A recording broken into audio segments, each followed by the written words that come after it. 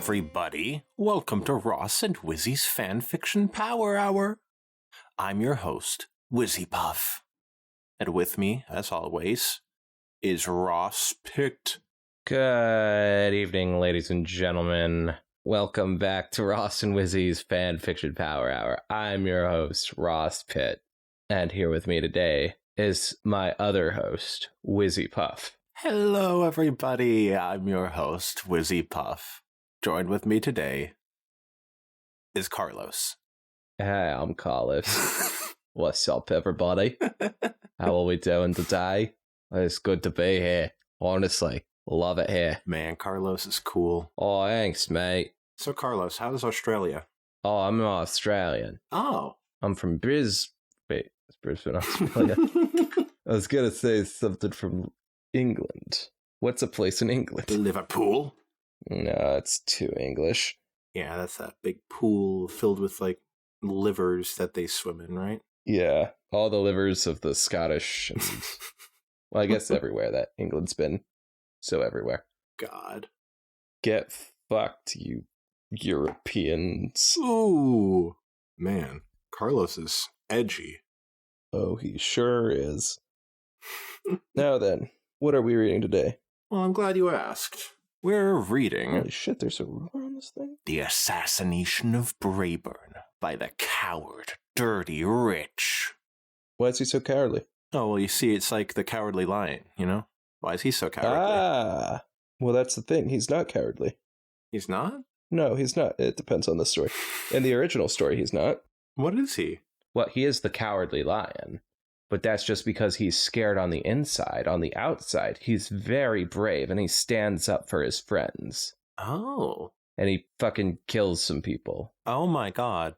Like a lion does, of course. Yeah, pretty wild. Did you actually know that that's how the original Wicked Witch died in the book? Mauled by the lion? Yeah, just mauled by the lion. I can see that being a little more effective than water. That's not true. No, but he does threaten her. He says, come any closer and I'll bite your fucking head off. Yo, he drops an F-bomb. It is an L-Frank bomb. It's L-fuck bomb. That's so good. What is L-Frank bomb? The writer of Wizard of Oz. Oh! I didn't know that. That would have been good knowledge. Disappointment. I thought it was the wizard who wrote the book. Jesus Christ. It's a bit weird to see the man behind the curtain, you know? Right. So anyways, the book isn't good, but that's the one thing about the movie that, well, there are a few things, I guess, about the movie that does it worse than the book, but overall, the movie is so much better. Mm. Speaking of effeminate assassination parties. Whoa. Just to have a segue into this story that we're reading. Chapter 1. The Assassination of Braeburn by the coward, dirty rich. The door creaked open. Do we even say the name of the story? Before then? I had said it earlier. Okay, yeah, speaking of, who's it by? It's by Dawn Fade. Oh, thank you. I forgot. So sorry, Dawn Fade, but your account is gone anyway. It's abandoned. If Dawn Fade sounds familiar to you, fricks, it's because they wrote Pirates for a Day, which we also read just a few weeks ago. Woo! Go check that story out. I mean, this one, just so you guys are warned, this one is tagged Gore Dark Tragedy. That one is like a sweet little baby story. So depending on your mood, you may really want to read the other one. You want to listen to the other one. Or read it, depending on what you want to do. Yeah, speaking of that, y'all should go read this story for yourself.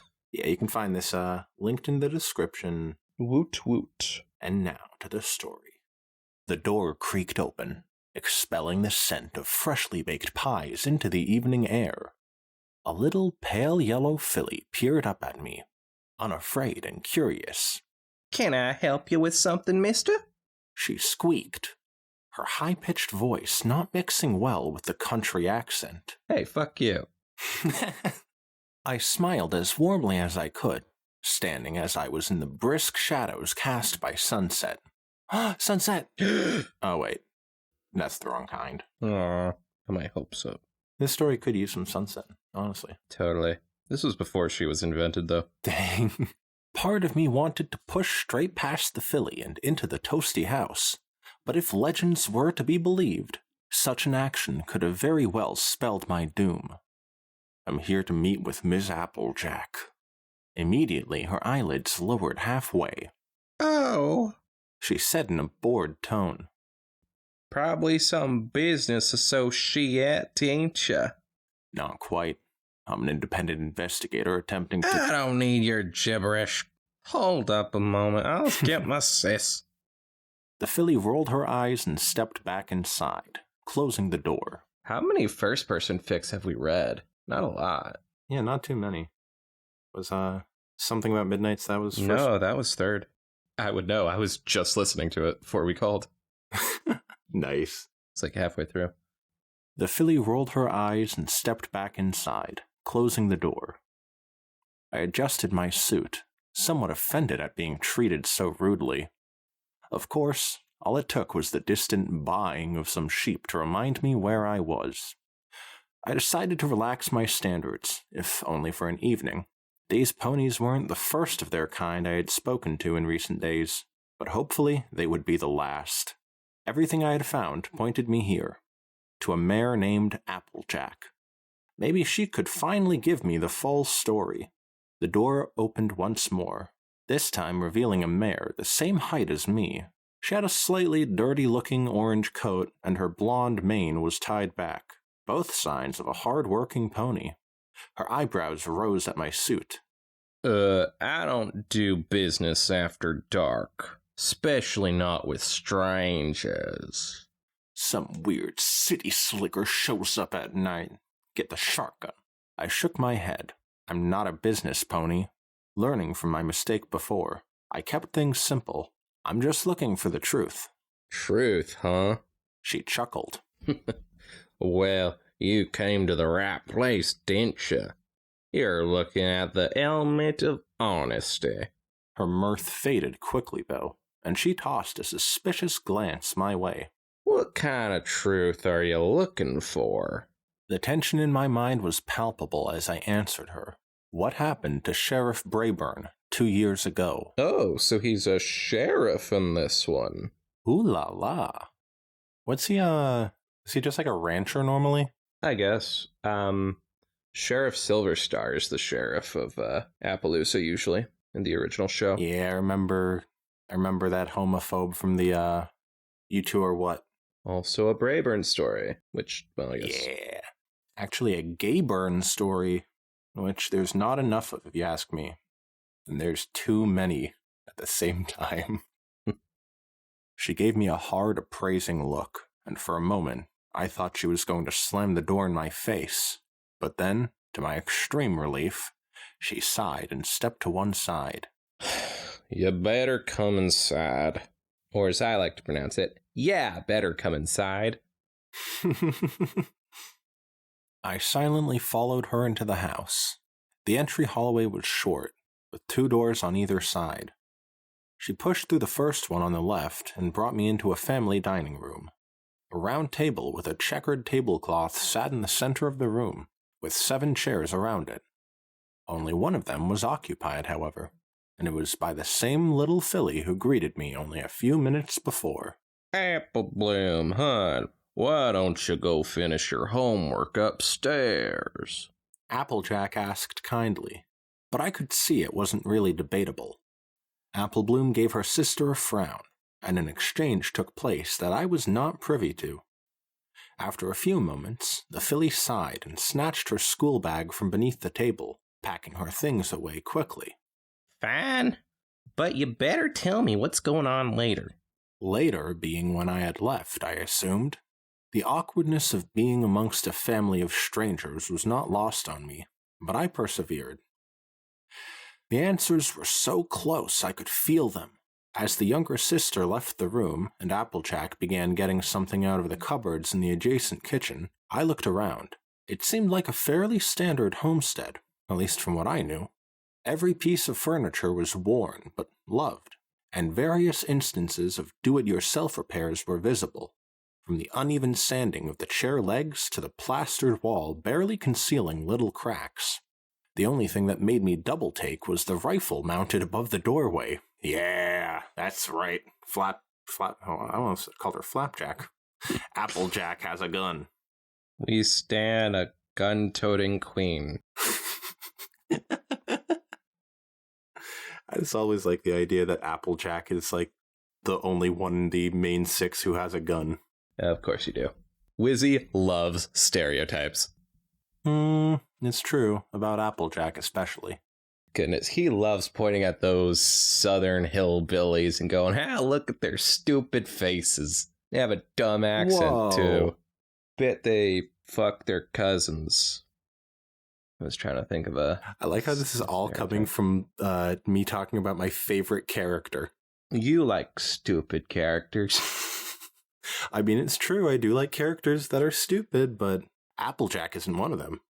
I'm like, come on. You call Applejack stupid? Well, she does have her moments, but... True.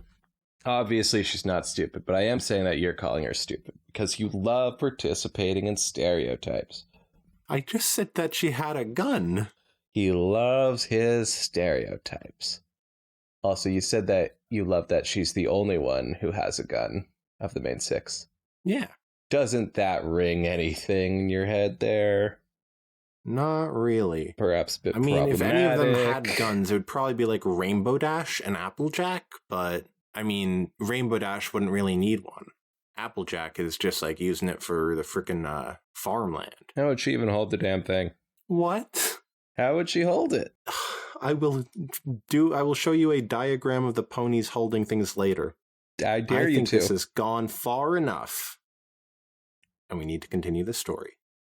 I didn't even notice it at first, situated as it was directly above the door.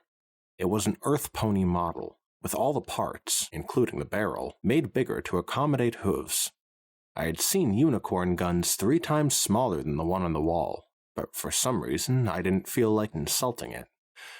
There was a little gold-plated inscription below it, but it was too high up for me to read. It says, "Remember the red rule," said Applejack through gritted teeth. She carried a tray into the room.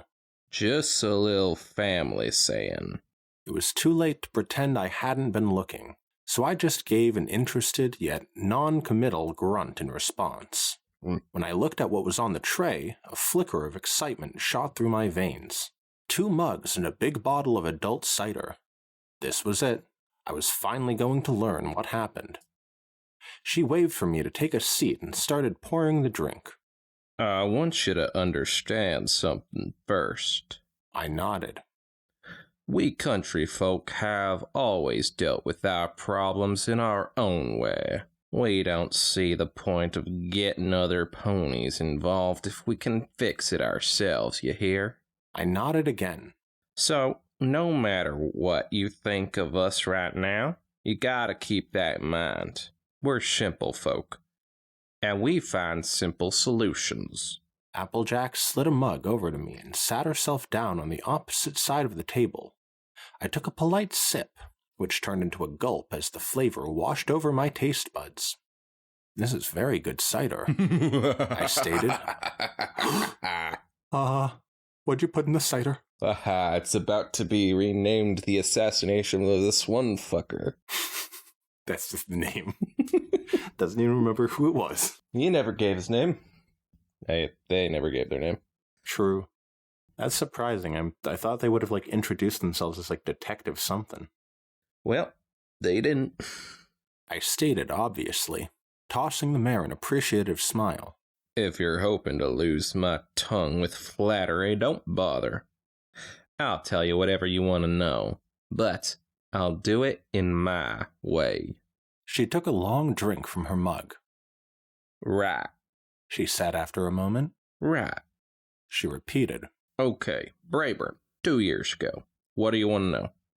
I sipped at the cider to steady my nerves. Why was he the sheriff? Y'all never met him, did you?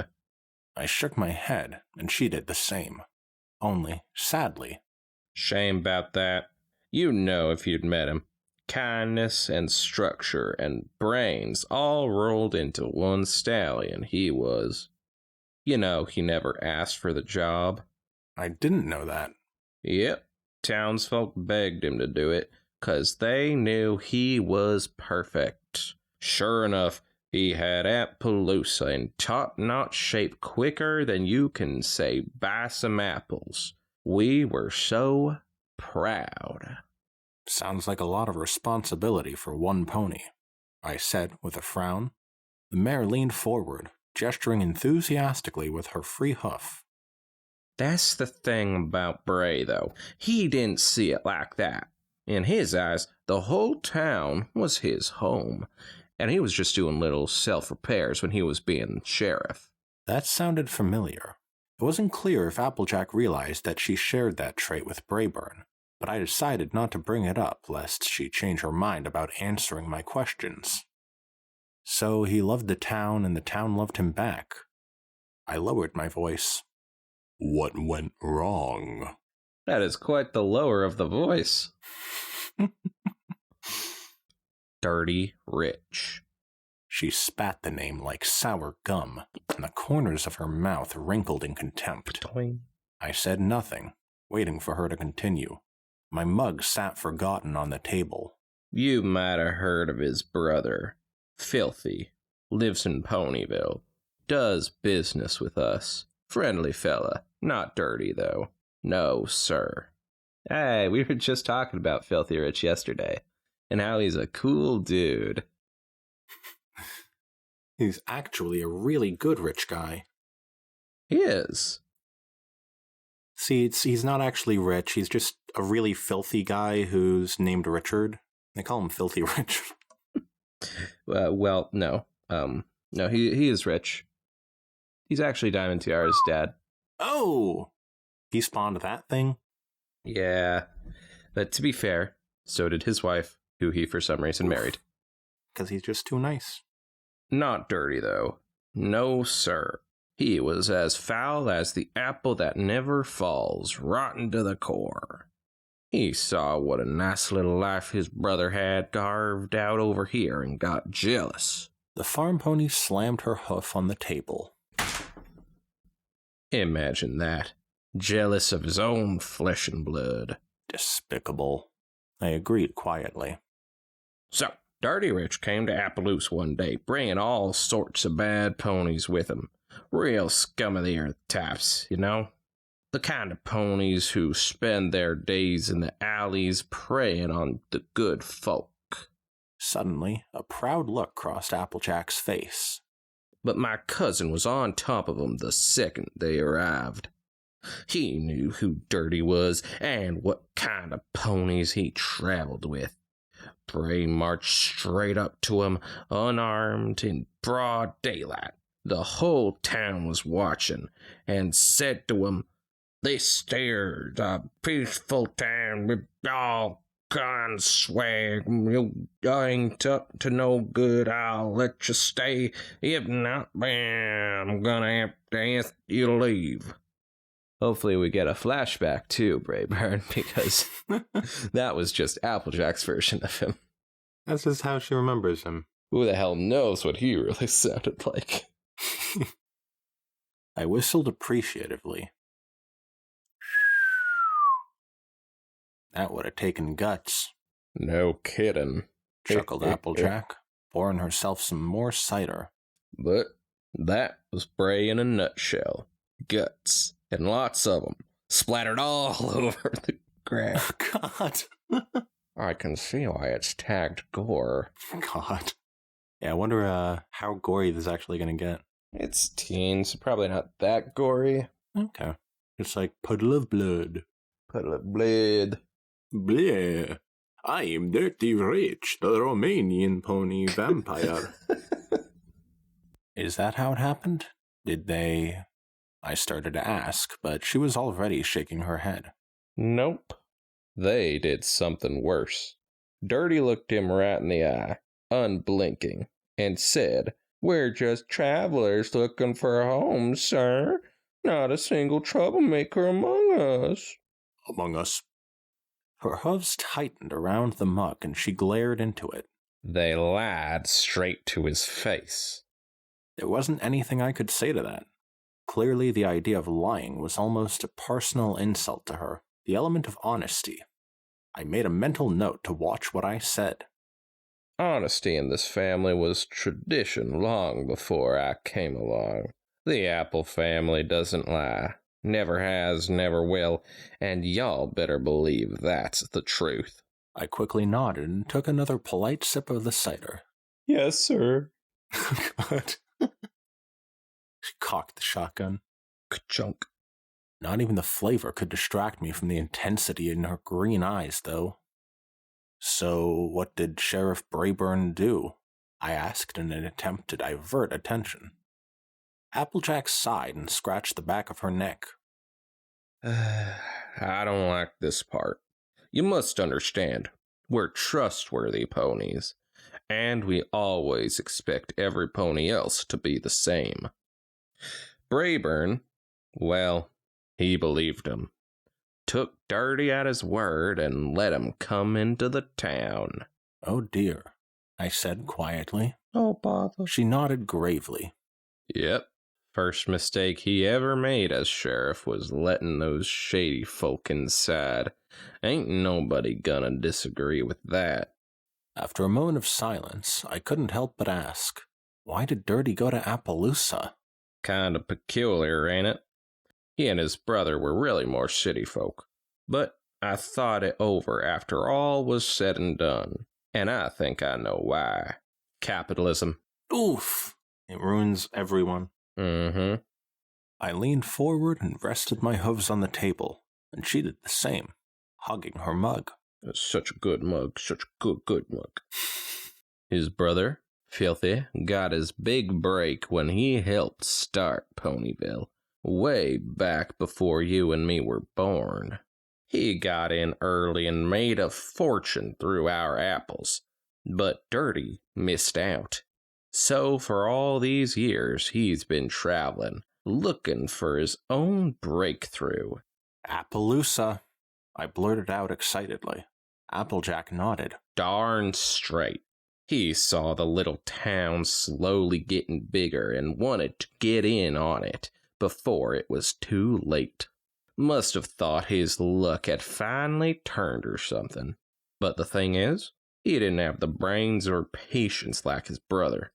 He didn't know what to do with the opportunity when he had it, like when my dog Winona chases the mail mare. That's when things got ugly? Almost. It wasn't a sudden thing. Took a good few months before he got desperate enough. I noticed my mug was empty somehow, and Applejack slid the bottle over to me. As I poured, a thought occurred. Wouldn't Sheriff Braeburn notice Dirty and his gang getting worse? The farm pony nodded again as I set the bottle back on the table. Oh, he noticed all right.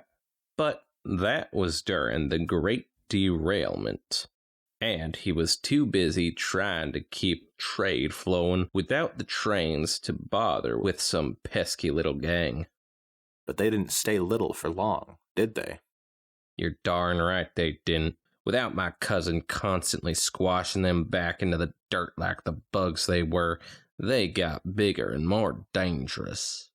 By the time the trains were fixed and Bray could finally turn his eyes back to the town, they were too big to handle on his own. Tombstone. I knew this part myself. He tried anyway, I said solemnly. Applejack smiled sadly. That he did. The silly pony was too brave for his own good. More like Braeburn.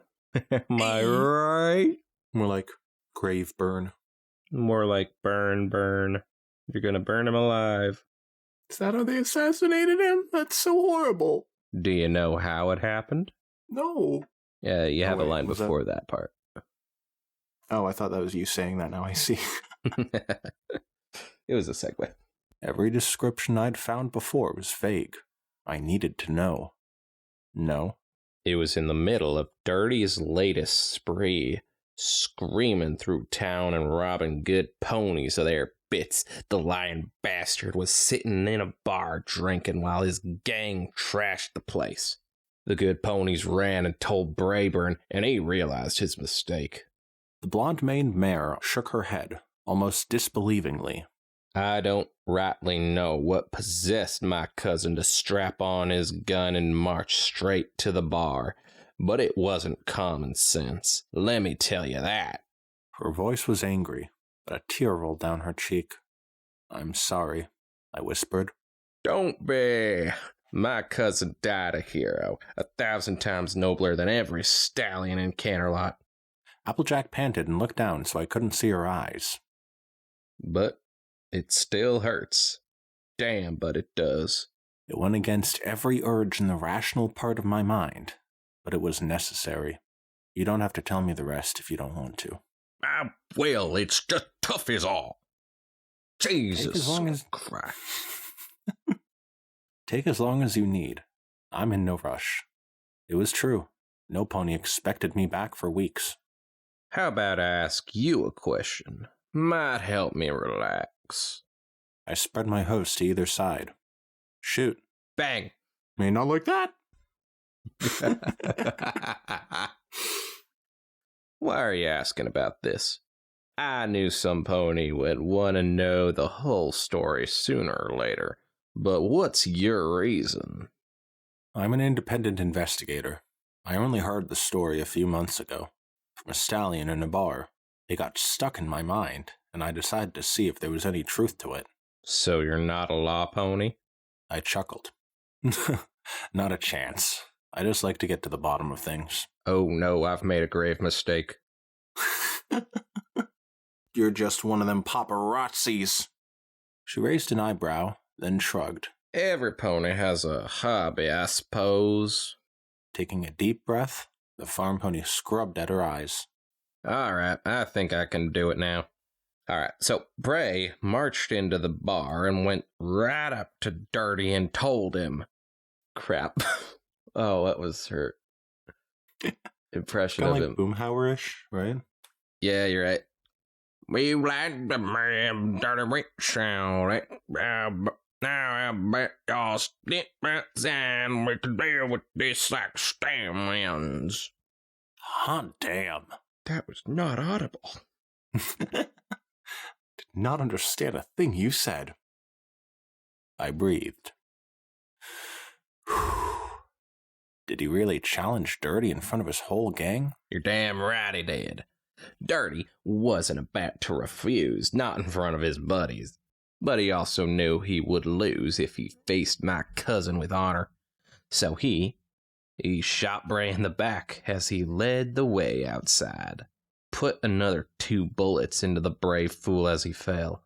Applejack wasn't crying anymore. She was scowling. The coward hopped up onto a table and shouted, "This is my town now. We're in charge." My blood was thundering through my veins. I had never felt so much anger in my life, and I had never even met Braeburn. I could only imagine what Applejack must have felt. And they were right. Without the sheriff, the town didn't know how to handle the gang. His deputies were just regular ponies. They weren't made for fighting. So every pony just tried to buckle down and board up when Dirty hit the streets. They were pretty much imprisoned in their own homes, can you believe it? Sounds terrifying. Sounds like the pandemic, am I right, folks? I'm kidding, I lived in Texas, that was barely a thing. No kidding. I was terrified when I heard the news, and I didn't even live there. Dirty and his crew had complete control of Appaloosa. There wasn't a single pony there who could stop them.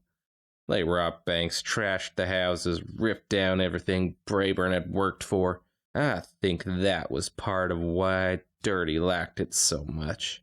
He really hated Bray. Always saw him as the only thing preventing him from being successful. So, with my cousin dead, there was no pony left in his way. So anyways, I told the princess and she burned the motherfucker to death. I took a large swallow from my mug to wash away the horrible images. But I've been to Appaloosa. I was there a few weeks ago. Everything was in good shape, and it's one of the busiest trade stops out there. Yeah, it turns out Dirty was actually very good with what he was doing. Yeah, he kind of actually cleaned up the whole thing way better than Braeburn ever did. Just kind of sucks he had to kill him. Yeah. Applejack drained the last of her cider. And now this part is why I'm glad you're not a law pony. You remember what I told you about how us country folk like fixing our own problems? Oh, yeah. I nodded. Well, the second we got the news, me and my brother Big Mac knew what we had to do. We sent letters out across Equestria to every apple we remembered. She leaned forward once more. And that's a lot of apples. What did the letters say? I asked. I still have a copy of one. She reached a hoof into her mane and withdrew a small piece of paper, offering it to me. Fucking hillbilly. Hillbillies always got paper in their hair. That's such a common stereotype. I keep it with me so I never forget. I took the note and unfolded it. The writing was uneven, as Earth Pony notes often were, but it was still legible. Dirty Rich in Appaloosa has forgotten the red rule. Applejack continued before I could ask what it meant. 'Cause, you see, we apples have a special kind of bond. Ain't nothing magical, but it's just as powerful. If you take one of us from the tree, the rest will come down on your head. Simple as that. That's how they killed Isaac Newton. It's true. That is the canonical way he has died. Yep, canonical to life. A chill ran down my spine as I realized what she meant. So we hired a couple of farm hands to keep this place running, packed up a few things, and caught the next train to Appaloosa. Me and Mac hid in the town for a full 2 weeks until the last apple arrived. The townsfolk knew what was coming, and they let us all hide with them. Finally, we were all there, and it was time to fix Appaloosa. The mare's green eyes focused on me intently as she began to recount the day. It was near dawn, just before the sun came out fully. I was with Mac on the second story of a shop just across from the bar that Dirty had been drinking in all night. The same damn bar where he gunned down Bray. About 25 apples were at the windows of buildings on our side of the street, and another 25 were in the ones opposite us. She reached across the table and pulled the bottle back, refilling her mug without breaking eye contact. That's kind of like a Dr. Seuss line right there, baby. Hell yeah. Speaking of Dr. Seuss, Dirty and his gang swaggered out just as the sun cleared the horizon. They were laughing and hooting and talking about how they were gonna burn down Bray's old house. Braeburn. Burn. Oh my god, you were right. I think that's what did it. Next thing I knew, I was pulling the trigger faster than my rifle could fire. Tore Dirty's ear off with the first shot. Ain't never thought a stallion could scream that high. She chuckled darkly. Mac fired next. Put around clean through the liar's back legs. Both of them. Then that was it. The floodgates opened and every apple was firing down on those bastards. Couldn't even see him after the first minute. It was just a big red dust cloud. Dirty's head rolled out of it soon enough, and I personally put a shot straight through it. Burst like a rotten pumpkin, it did.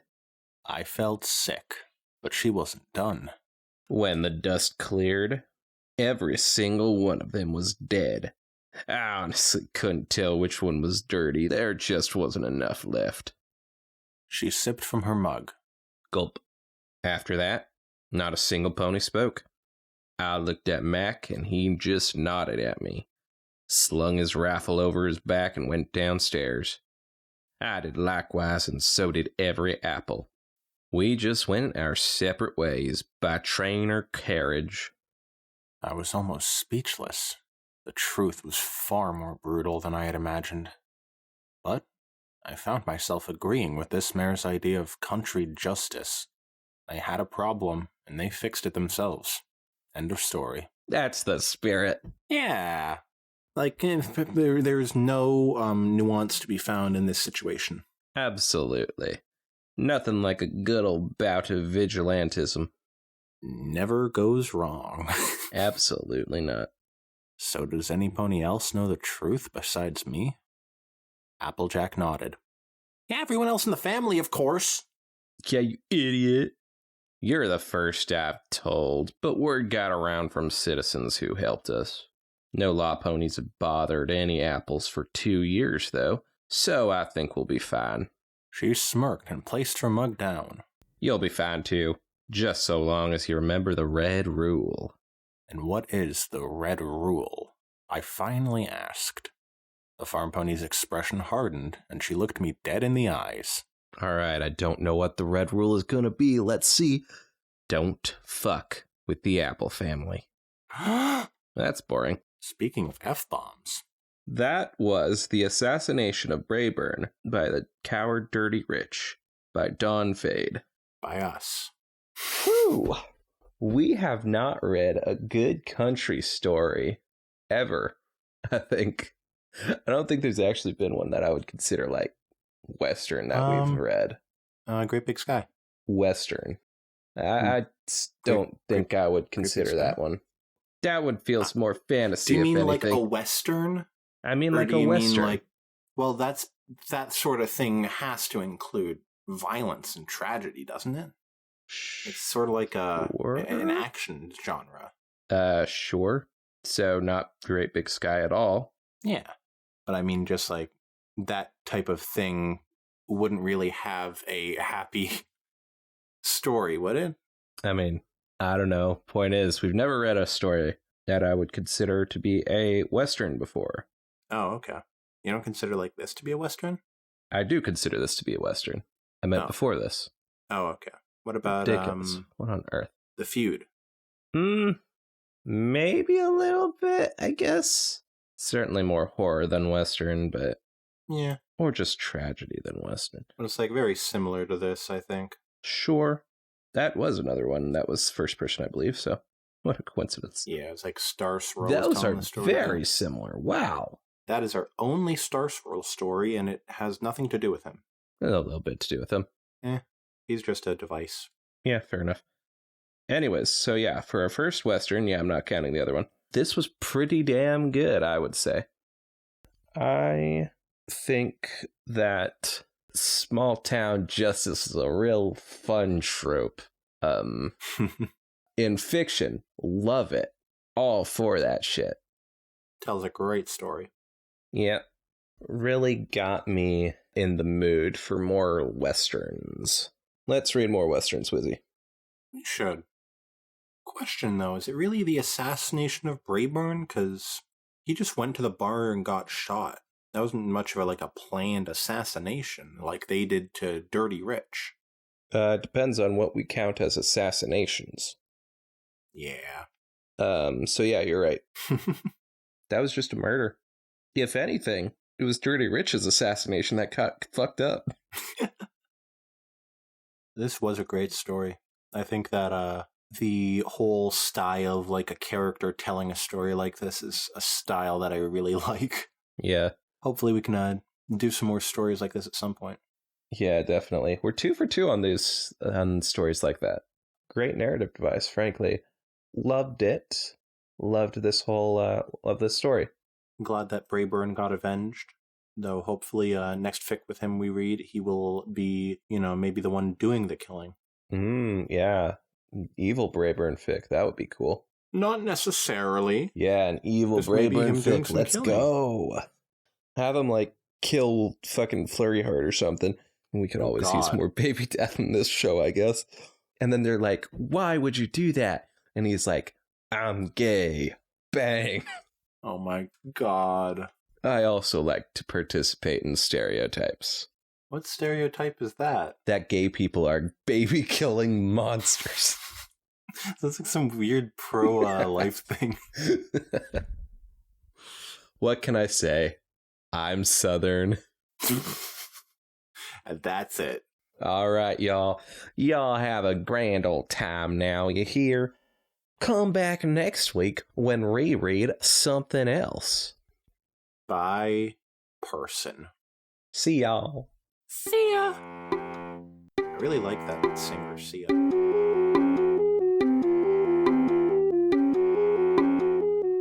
That's just what Dorothy and the gang was. Very. Yeah. They went out on a mission to kill the witch. Exactly. Thieving little shits.